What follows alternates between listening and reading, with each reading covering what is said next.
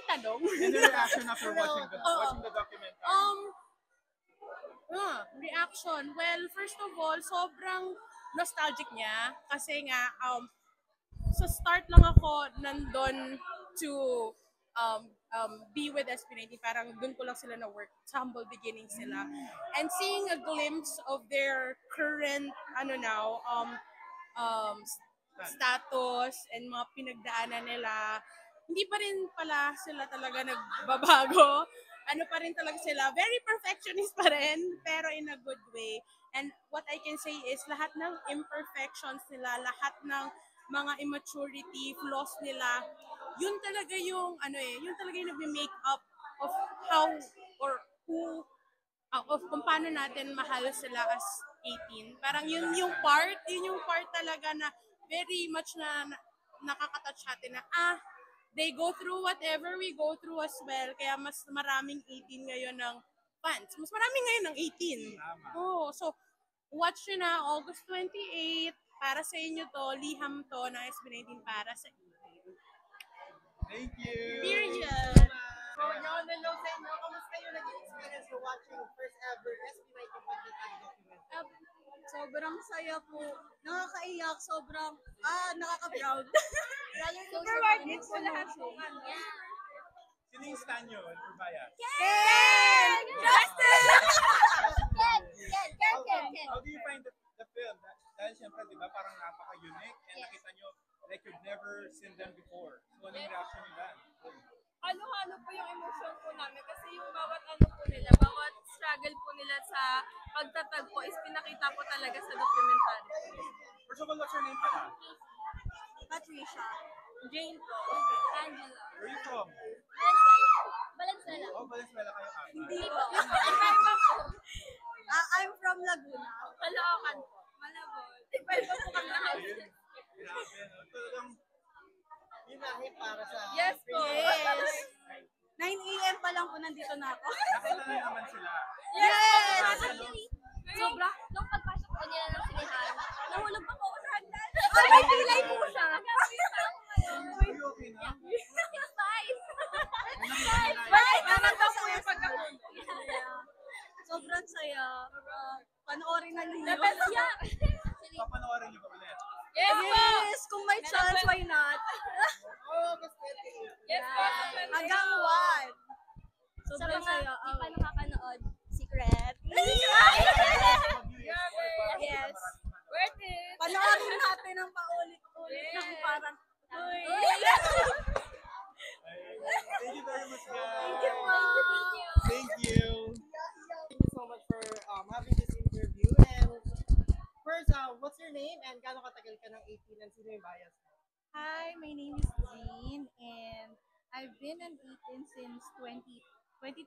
So, ilan taon na yun? Siguro mga 2 years. Oo, mag 2 years na.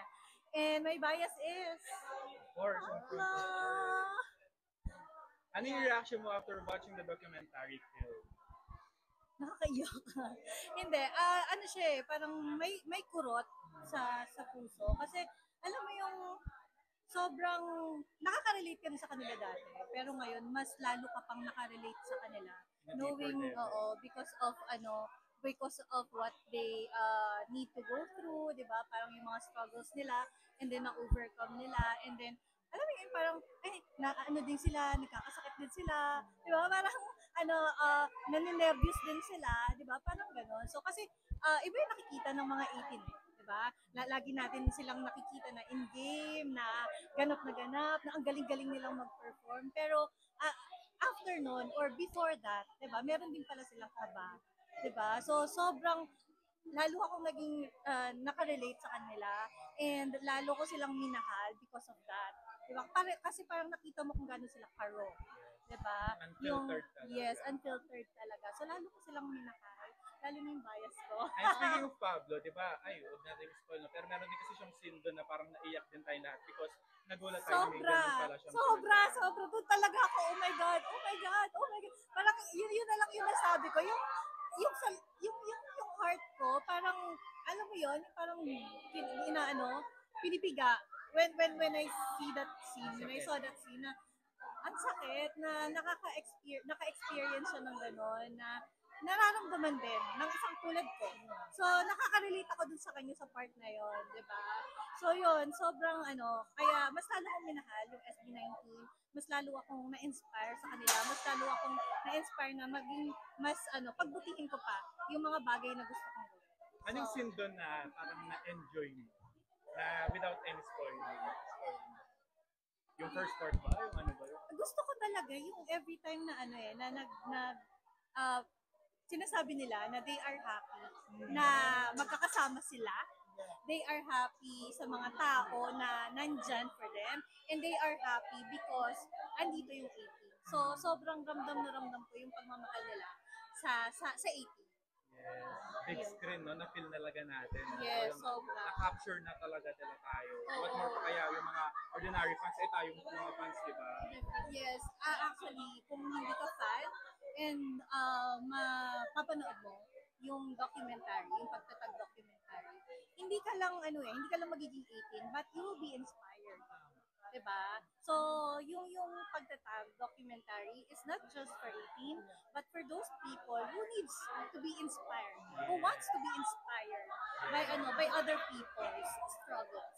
Diba? In order for them na mas mapabuti yung sarili nila and ma-overcome yung mga bagay na nahihirapan sila, yung mga struggles nila. Ang ganda. I agree kasi very human like talaga. Parang pinakita na Yes.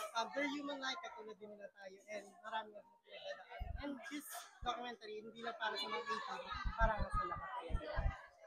Ayan. Papanoorin mo ba ulit? Ay, kahit 5 beses pa, papanoorin ko ulit.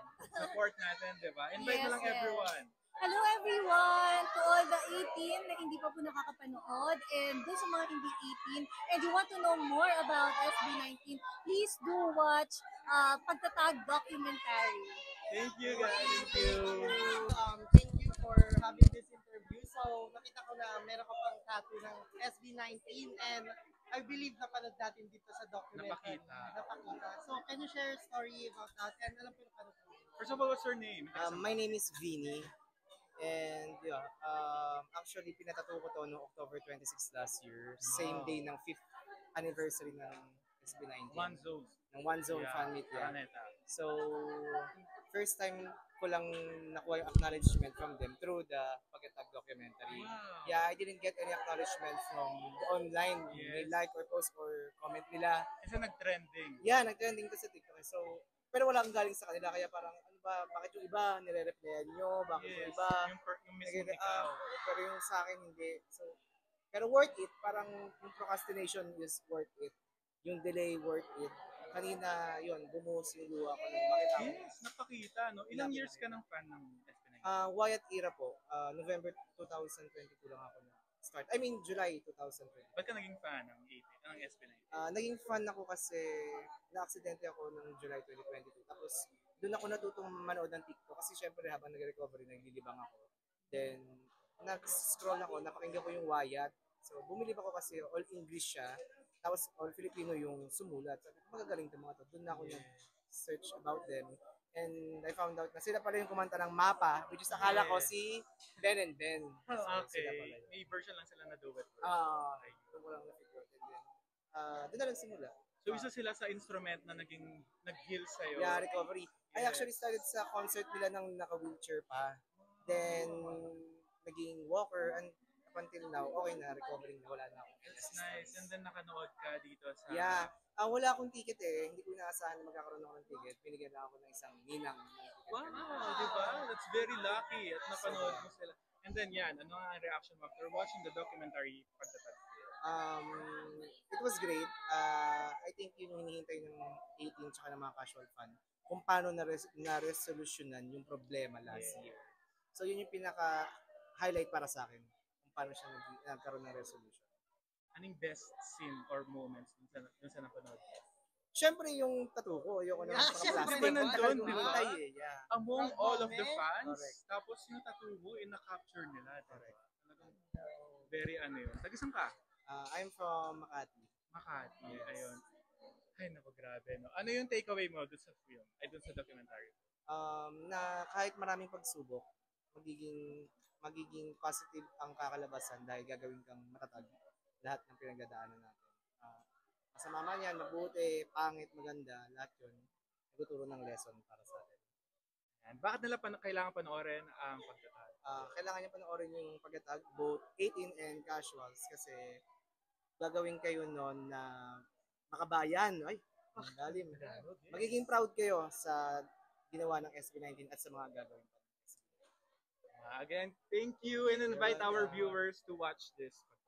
18 casuals, please support Pagkatag documentary in all cinemas nationwide starting on August 28 until September 1st. Thank you! Thank you so much. Congrats po!